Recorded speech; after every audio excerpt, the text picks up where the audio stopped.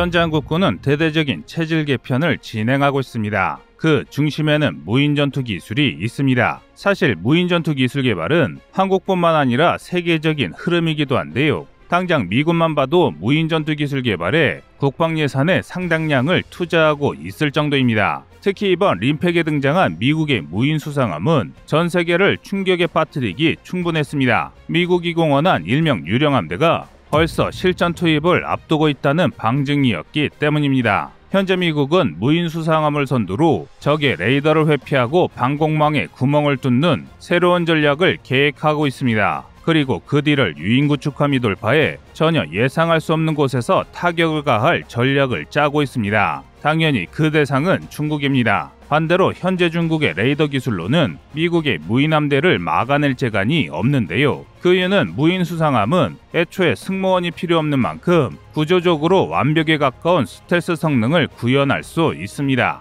게다가 미 해군이 공개한 바에 따르면 무인 수상함인 시호크와 시헌터는 이미 승무원 300명 수준의 구축함과 같은 위력을 보유하고 있다고 밝히고 있습니다. 다시 말해 한국의 세종대왕급 구축함이나 미국의 알레이버크급 구축함과 비슷한 수준의 공격력을 갖추고 있는 셈입니다. 이런 미국의 무인전투 기술은 우방국마저 두려움을 느끼게 할 정도로 강력합니다. 물론 그렇다고 대한민국의 무인전투 기술이 다른 나라에 비해 낮은 수준인 것은 아닙니다. 그리고 그중 KUSX, 일명 가오리는 이미 실전 투입 시기를 상정할 수 있을 정도로 미국 다음으로 많은 개발이 이루어졌는데요. 현재 국방과학연구소는 가오리의 개발률을 80% 정도로 보고 있으며 KF-21 블록3가 개발 완료될 2030년대쯤이면 유무인 복합공중작전이 가능할 것이라 내다보고 있습니다. 그런데 이쯤 되면 이런 생각이 드실 수도 있습니다. 2030년이면 너무 늦은 것 아닌가 라는 말이죠.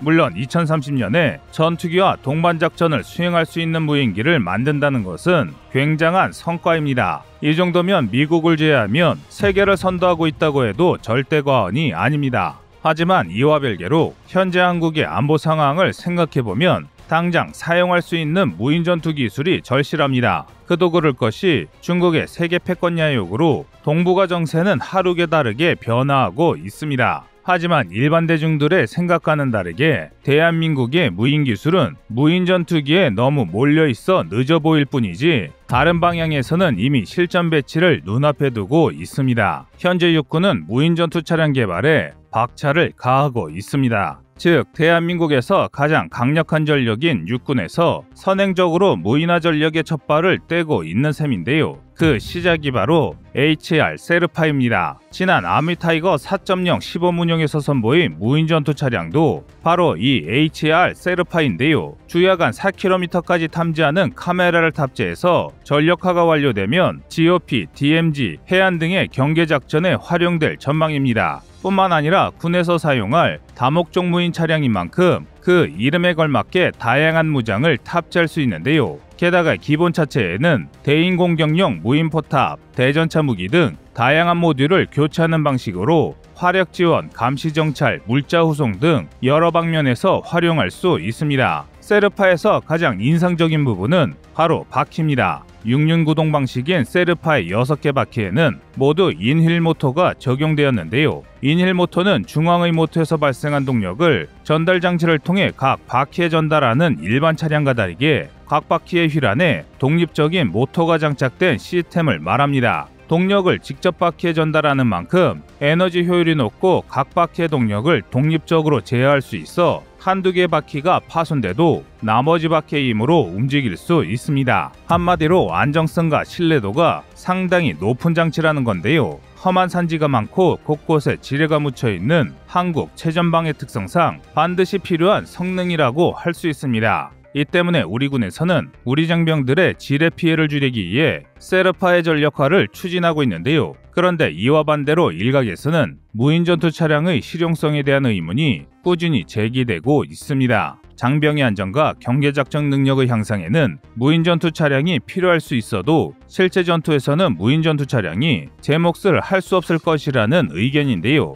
이런 주장이 나오는 이유는 러시아의 무인전차 우란-9 때문입니다. 시리아 내전에서 실전 테스트 명목으로 투입된 우란-9은 러시아 개발자들의 기대와 다르게 그야말로 죽을 썼는데요. 통제실과 고작 300m 떨어진 상황에도 17회의 단기간 통제불능 상황에 빠졌으며 이외에 장기간 통제불능 상황이 발생하는 등 어처구니 없는 상황이 벌어진 것입니다. 이는 애초에 우란-9이 2.8km 정도 거리에서도 통제할 수 있도록 설계되었다는 것을 생각해보면 말이 안 나올 정도로 한심한 성능을 보여준 건데요. 게다가 우란-9은 서스펜션 시스템에도 문제가 있는 것으로 드러나 안정성마저 확보할 수 없는 것으로 밝혀졌습니다. 이쯤 되면 무인전투 차량의 실용성을 의심하는 것도 납득이 가는데요. 사실 지상에서 무인전투 차량을 조종한다는 것은 공중에서 무인전투기를 조종하는 것만큼 어렵습니다. 그 이유는 장애물 때문인데요. 공중이나 실험장 같은 탁 트인 곳에서야 전파를 방해할 물체가 하나도 없지만 실전에서는 지형지물부터 시작해 사실상 지상의 모든 물체가 전파를 방해하고 있는 것이나 마찬가지입니다. 그러니 최대 조종거리가 1.8km였던 우란-9도 고작 300m에서 통제불능에 빠질 수밖에 없던 것입니다. 전투무기 체계에서 가장 우선시되는 것이 장비의 신뢰성인 만큼 심심하면 통제불능에 빠지는 무인전투 차량에 자신의 등을 맡기고 싶어할 병사는 없을 텐데요.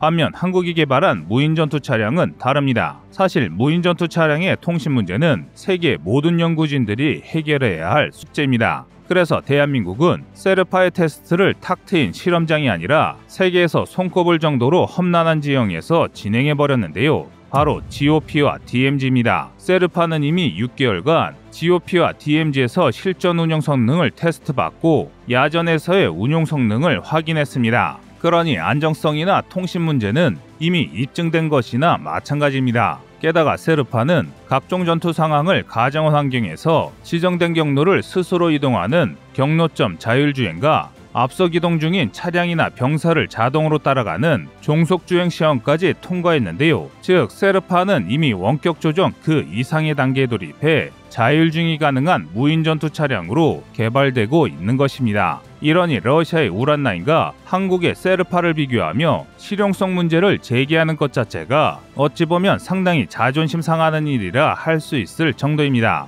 현재 대한민국은 인구절벽과 중국의 세계 패권 야욕이라는 전대미문의 위협에 발맞춰 국방력의 변화를 꾀하고 있습니다. 이 변화를 게을리한다면 언제 중국의 야욕이 대만을 넘어 우리에게까지 닥쳐올지 모를 일이기 때문인데요. 뿐만 아니라 대만을 중심으로 미국과 중국의 갈등이 일촉즉발의 상황으로 치닫으면서 이런 상황은 더욱 심각해지고 있습니다. 특히 지난 8월 4일 중국이 대만 영해 인근에서 감행한 포위훈련은 전 세계 모든 군사 관계자들을 긴장하게 만들기 충분했습니다. 그도 그럴 게 중국이 자행한 무력 도발은 그야말로 총송한 발에 전면전이 시작될 만큼 위협적이었습니다. 당연히 미국 또한 방아쇠에 손가락을 걸어놓고 중국의 상황을 예의주시할 수밖에 없었습니다. 그런데 차라리 이 정도 무력 도발로 끝났으면 대한민국 관점에서는 그나마 다행이었을 수도 있습니다. 물론 대만에서 전쟁이 일어난다면 한국에게 직접적인 타격은 없겠지만 아시안의 민주주의 국가에서 전쟁이 벌어지면 대한민국 또한 절대 전쟁의 영향에서 자유로울 수 없을 것입니다. 수출입 제한으로 인해 경제는 괴밀적인 피해를 볼 것이고 최악의 경우 한국의 소중한 병사들이 낯선 땅에 파병될 수도 있습니다. 하지만 유감스럽게도 중국의 무력 도발은 대만에 한정되지 않고 있습니다. 중국이 대만에 무력 도발을 제행하면 반드시 미국은 남중국해에 미 항모전단을 이끌고 올 것이며 만에 하나 중국이 한국과 일본의 지원을 차단하려는 목적으로 한반도 내 북한을 통한 무력 시위를 자행할 수 있습니다.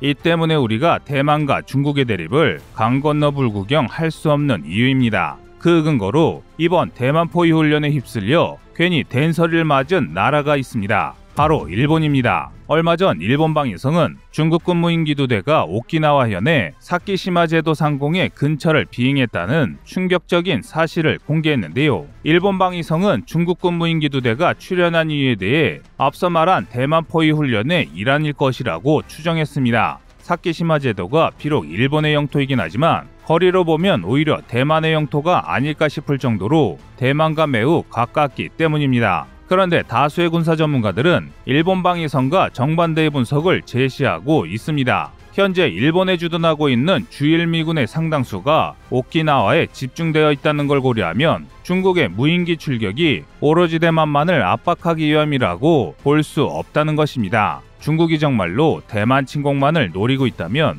오히려 최대한 일본의 심기를 거스르지 않는 게 앞뒤가 맞습니다. 하지만 중국이 굳이 일본과의 관계 악화를 감수하고 무인기를 출격시켰다는 것은 유사시 일본 내 주일미군을 공격할 계획이라고 해석하고 있는 것인데요. 당연히 지리적으로 중국과 상당히 가까운 우리 대한민국 또한 이런 위협에서 벗어날 수 없습니다. 물론 중국이 동시에 여러 곳에서 전투를 이어갈 능력이 있느냐는 것은 아직 알 수 없습니다. 하지만 비단 지금이 아니더라도 중국의 군사적 압박은 언제든 벌어질 수 있습니다. 그래서 지금부터라도 우리는 다가오는 중국의 위협에 부지런히 대비해야 하는 입장인데요. 그런데 굉장히 유감스럽게도 한국군에게는 약점이 하나 있습니다. 게다가 이 약점은 지금 우리의 무기 체계로는 절대 극복할 수 없을 정도로 치명적입니다. 그것은 바로 시간과 인구 감소입니다. 현재 대한민국의 국방비는 매년 사상 초유의 금액을 경신하며 육, 해, 공군을 막론하고 전력 증강을 추진하고 있습니다. 하지만 아무리 첨단의 최신의 무기체계를 도입하더라도 이를 운영할 병력이 부족합니다. 즉 인구 절벽은 시간이 갈수록 더욱 가속화되며 심각해질 것이란 뜻입니다. 게다가 현재 한국은 전 세계에서도 가장 가파른 인구 절벽을 보유하고 있습니다. 이 정도 감소세라면 GOP 경계 작전까지 위험할 정도로 심각한 수준인데요. 그나마 다행인 건 국방부 또한 이 사실을 정확히 알고 있다는 것입니다. 그렇기 때문에 무인 전력을 확충하기 위해 안간힘을 쓰고 있습니다. 하지만 많은 국민들은 미사일이나 대포 같은 대화력전 무기나 K2 전차 같은 중기갑 전력 확충에만 많은 관심을 갖고 있는 게 사실입니다. 그래서 이를 해결하기 위해서는 우리 국민들과 우리 군 당국 내에서도 다가올 미래 전장에서 쓰일 무인 체계가 얼마나 중요한지를 인지하고 이에 맞는 예산을 편성하는 것입니다. 이상 꺼리투브의 두 번째 미션이었습니다.